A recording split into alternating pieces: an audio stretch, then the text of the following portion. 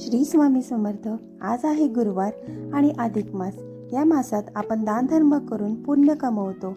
या अधिक मासात आपण जेवढे दानधर्म व्रतवैकल्य करतो ते पुण्यच एक प्रकारे आपल्या पदरात पडते. या मासात व्रतवैकल्यालाही खूप महत्त्व आहे. आज आपण असंच एक अधिक मासात महात्म्य कथासार ऐकणार आहोत. व्हिडिओमध्येच न थांबवता पूर्ण ऐका आणि आवडला तर एक लाईक आणि सबस्क्राईब करायला विसरू नका. चला तर मग वेळ न घालवता सुरू करूया अधिक मासातलं महात्म्य कथासार. तर ही कथा आहे विप्रसादाची.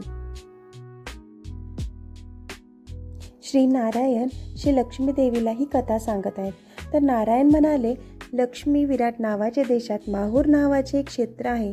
त्या ठिकाणी परशुरामाची माता रेणुका देवी आणि दत्तात्रेयांची माता अनुसया देवी यांचा निवास आहे. ते माहूर म्हणजे मातापूर, जगदग्नी आणि अत्री या महान तेजस्वी ऋषीमुनींची तपोभूमी आहे.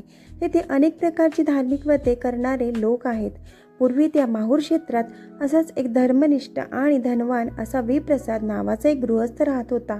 तो ऋषीमुनींची सेवा मोठ्या निष्ठेने करायचा, अतिथींना दानधर्म करायचा आणि अधिक मासात आल्यावर त्यातील अनेक व्रते नियम पाळून स्नान दानादी कर्म करायचा. त्याची पत्नीही त्याच्या या धर्मकार्यात त्याला साथ देत होती. दानधर्मात तीही भरपूर धन खर्च करत होती. पुढे काही दिवसांनी विप्रसादाला कुष्ठरोग झाला. त्या महारोगामुळे त्याचे शरीर अत्यंत विद्रूप झाले. हाय रे देवा, हे काय नशीब आहे. इतकी पुण्यकर्मे केली आणि त्याचे फळ काय मिळाले. अशा प्रकारे दुःख करीत विप्रसाद दिवस काढीत होता.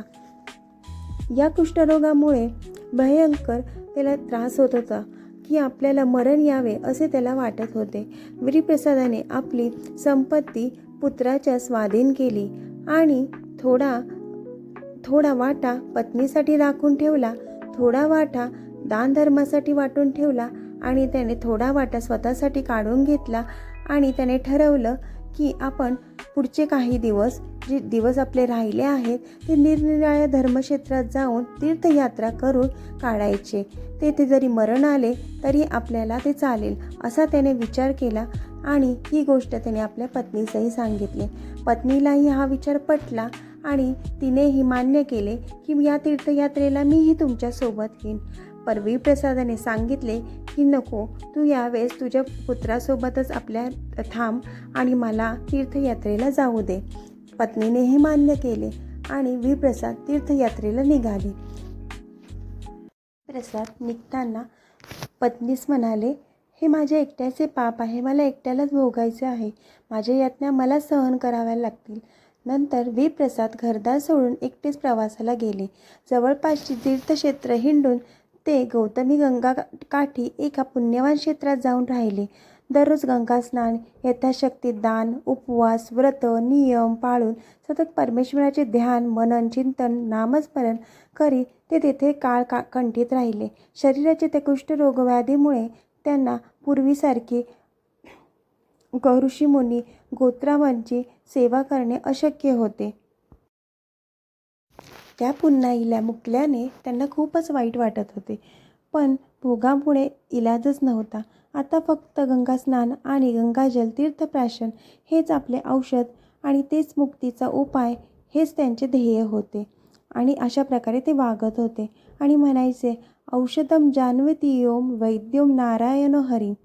पुढे लवकर अधिक मास आला आणि त्या महिन्यात त्यांनी निष्ठापूर्वक गंगा स्नान, नित्य तीर्थप्राशन एवढेच व्रत पूर्ण केले. महिन्याच्या शेवटी त्यांना पहाटेच गंगा स्नान केले, तीर्थ घेतले आणि मुक्तीसाठी भगवान पुरुषोत्तमाची प्रार्थना केली. प्रार्थना संपताच चमत्कार झाला आणि तो चमत्कार असा होता की त्यांचा कुष्ठरोग पूर्णपणे बरा झाला होता. त्यांचे शरीर अतिशय सुंदर बनलेले होते आणि ते अतिशय आनंदाने सर्वांना सांगत होते की गंगा स्नानाचे पुण्यफळ हे मला मिळाले आहे. हे तुम्ही बघू शकता, माझा कुष्ठरोग पूर्ण बरा झालेला आहे. आणि तेवढ्यात आणखीन एक चमत्कार झाला.